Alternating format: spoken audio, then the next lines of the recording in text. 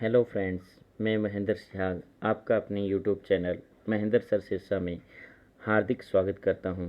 आज जो हम टॉपिक पढ़ने जा रहे हैं उस टॉपिक में हम चक्रवात और प्रति चक्रवात के बारे में पढ़ेंगे। तो सबसे पहला हमारा क्वेश्चन है वो है कि चक्रवात की उत्पत्ति किस प्रकार होती है। चक्रवात जो होते हैं उनकी उत्पत्ति किस प्रकार होती है। तो फर्स्ट ऑप्शन है दो विभिन्न राशियों के मिलने से, दो विभिन्न वायु राशियों के मिलने से। सेकंड ऑप्शन है दो भिन्न तापमान वाली वायु राशियों के मिलने से। थर्ड ऑप्शन है वायुमंडलीय दशाओं में असाधारण परिवर्तन से। फोर्थ ऑप्शन है उपयुक्त सभी। तो चक्रवात की जो उत्पत्ति होती है दो विभिन्न तापमान वाली वायु राशियों के मिलने से, यानी कि सेकंड ऑप्शन जो है वो हमारा बिल्कुल सही हो जाता है। यानी कि एक जो वायु राशि है वो उष्ण यानी कि गर्म, और दूसरी जो वायु राशि होती है वो शीतल यानी कि ठंडी वायु राशि, इन दोनों के मिलने से चक्रवात की जो है वो उत्पत्ति होती है।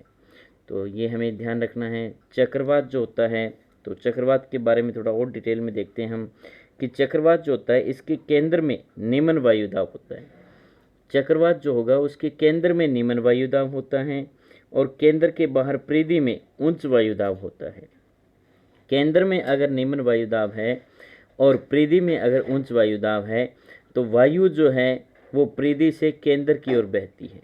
जब वायु परिधि से केंद्र की ओर बहती हैं तो वह एक गोलाकार आकृति में परिवर्तित हो जाता है।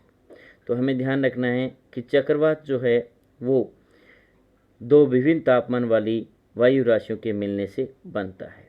नेक्स्ट क्वेश्चन है हमारा कि चक्रवात की दिशा क्या होती है। कि चक्रवात जो है उसकी दिशा क्या होती है। तो फर्स्ट ऑप्शन है उत्तरी गोलार्ध में घड़ी की सुई के विपरीत और दक्षिणी गोलार्ध में घड़ी की सुई के अनुकूल।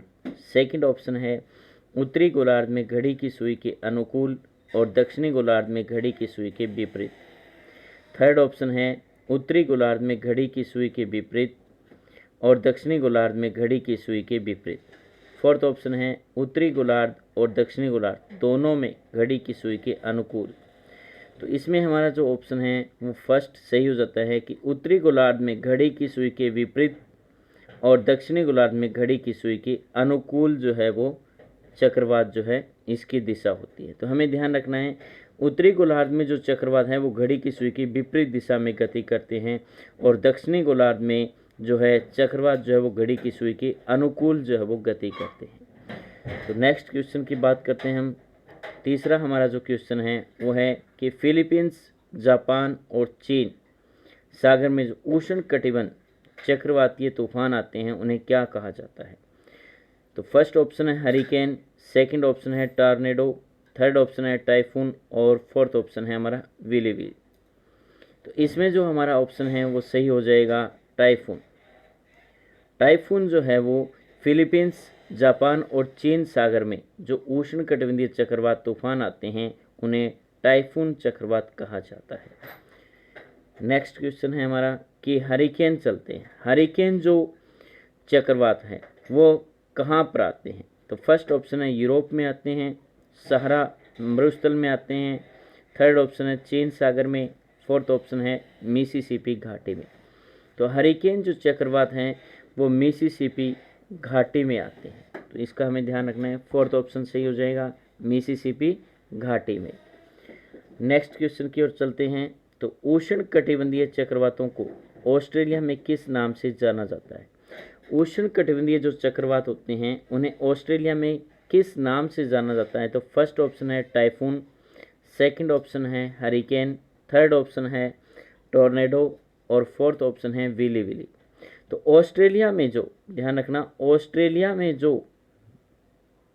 उष्ण कटिबंधीय जो चक्रवात होते हैं उन्हें विली के नाम से जाना जाता है। फोर्थ ऑप्शन हमारा सही हो जाता है, विली के नाम से जाना जाता है। हरिकेन के बारे में हमने अभी पढ़ा, हरिकेन जो है वो मिसिसिपी घाटी में चलता है। ठीक है। टाइफून हमने अभी पढ़ा कि चीन सागर में, जापान में, इस तरफ जो है वो टाइफून चक्रवात चलता है। तो इसके बाद नेक्स्ट क्वेश्चन की तरफ चलते हैं। तो प्रति चक्रवात की विशेषता क्या है। अब देखिए हमने अभी चक्रवात के बारे में पढ़ा, अब है प्रति चक्रवात। प्रति चक्रवात जो होता है वो चक्रवात का विपरीत होता है। तो इसमें ध्यान रखना कि प्रति चक्रवात की विशेषता क्या है। तो फर्स्ट ऑप्शन है तापमान में वृद्धि, सेकंड ऑप्शन है तेज पवन, थर्ड ऑप्शन है स्वच्छ आसमान और फोर्थ ऑप्शन है तीव्र वृष्टि। तो प्रति चक्रवात की जो विशेषता है इसका जो ऑप्शन है हमारा सी सही हो जाता है, स्वच्छ आसमान रहता है। बाकी तीनों जो ऑप्शन हैं वो चक्रवात के हैं, वो सभी चक्रवात की विशेषताएं हैं। तापमान में वृद्धि होना, तेज पवन चलना, तीव्र वृष्टि होना, ये चक्रवात की विशेषताएं हैं। जबकि प्रति चक्रवात की विशेषता क्या होती है, स्वच्छ आसमान होता है। नेक्स्ट क्वेश्चन की बात अगर हम करें तो प्रति चक्रवात में वायु दाब कहाँ अधिक होता है।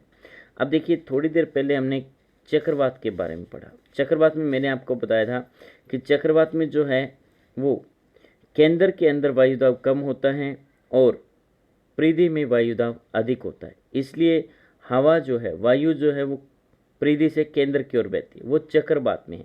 अगर हम बात करें प्रति चक्रवात की, तो प्रति चक्रवात में क्या होता है, इसका उल्टा होता है। प्रति चक्रवात में उच्च वायु दाब केंद्र में हो जाता है। उच्च वायु दाब कहाँ होगा, केंद्र में, और निम्न वायु दाब कहाँ होता है, परिधि में। तो केंद्र में उच्च वायु दाब होगा और परिधि में निम्न वायु दाब होगा। इसलिए केंद्र से हवा जो है वो परिधि की ओर बहती है। तो ये हमें ध्यान रखना है प्रति चक्रवात में। तो प्रति चक्रवात में वायु दाब कहाँ अधिक होता है, तो इसका ऑप्शन हमारा ए सही हो जाएगा, केंद्र में अधिक होता है और बाहर की ओर कम होता है। तो नेक्स्ट क्वेश्चन की अगर हम बात करें तो वो है हमारा कि प्रति चक्रवात में वायु की दिशा होती है। ये क्वेश्चन बहुत ही मेन होते हैं जो वायु की दिशा के बारे में पूछे जाते हैं। तो पहला ऑप्शन है उत्तरी गोलार्ध में घड़ी की सुइयों के अनुकूल और दक्षिणी गोलार्ध में घड़ी की सुइयों के विपरीत। सेकंड ऑप्शन है उत्तरी गोलार्ध में घड़ी की सुइयों के विपरीत, दक्षिणी गोलार्ध में घड़ी की सुइयों के अनुकूल। थर्ड ऑप्शन है दोनों गोलार्धों में घड़ी की सुइयों के अनुकूल। फोर्थ ऑप्शन है दोनों गोलार्धों में घड़ी की सुइयों के विपरीत। अगर हम बात करें प्रति चक्रवात की, तो प्रति चक्रवात जो है वो चक्रवात के विपरीत होता है। चक्रवात में हमने पढ़ा था कि उत्तरी गोलार्ध में घड़ी की सुइयों के विपरीत और दक्षिणी गोलार्ध में घड़ी की सुइयों के अनुकूल था, लेकिन प्रति चक्रवात में इसका उल्टा हो जाएगा। तो इसका ऑप्शन हमारा ए सही हो जाता है, यानी कि उत्तरी गोलार्ध में घड़ी की सुइयों के अनुकूल हो जाएगा अब ये, और दक्षिणी गोलार्ध में घड़ी की सुइयों के विपरीत, यानी कि एंटी क्लॉकवाइज हो जाएगा। तो उत्तरी गोलार्ध में क्लॉकवाइज और दक्षिणी गोलार्ध में एंटी क्लॉकवाइज जो है वो प्रति चक्रवात की दिशा होती है। इसके बाद अगला जो क्वेश्चन है हमारा वो है कि निम्नलिखित कथनों में से कौन सा प्रति चक्रवात के संदर्भ में सही है। तो प्रति चक्रवात उच्च दाब केंद्र युक्त एक पवन तंत्र है। सेकंड ऑप्शन है प्रति चक्रवात में पवन की गति अंदर की ओर होती है। थर्ड ऑप्शन है पवन की गति दक्षिणी गोलार्ध में प्रति चक्रवात में दक्षिणावर्त होती है। और डी ऑप्शन है एक प्रति चक्रवात का योगदान एक क्षेत्र में मौसम निर्धारण के विषय में काफ़ी महत्वपूर्ण होता है।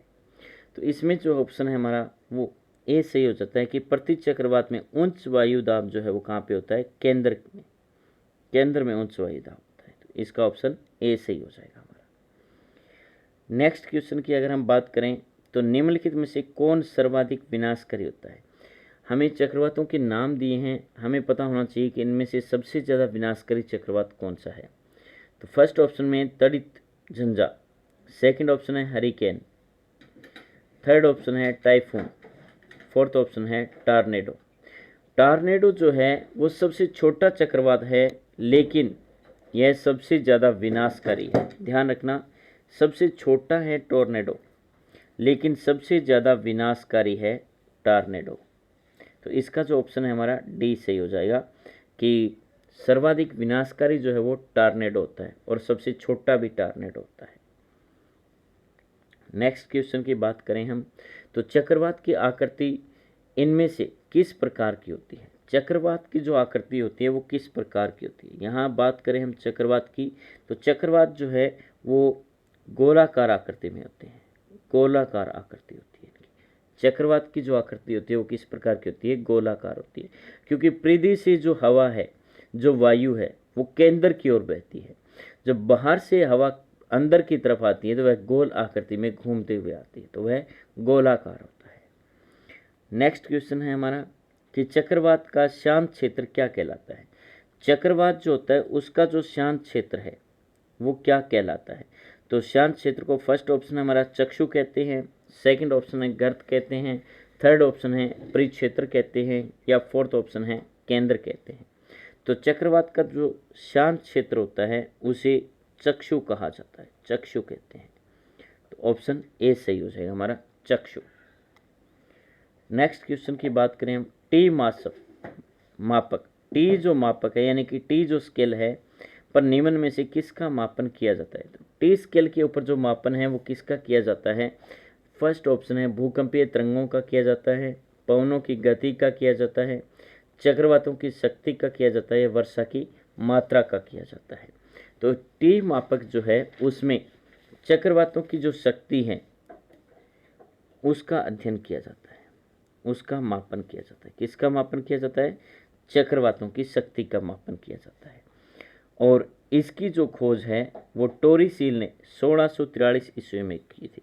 1643 ईस्वी में टी स्केल की जो खोज है वो टोरीसीली ने की थी।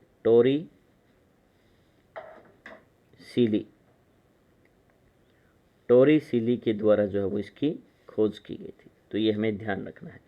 तो टी मापक जो है वो किससे संबंधित है, चक्रवातों की शक्ति से संबंधित है।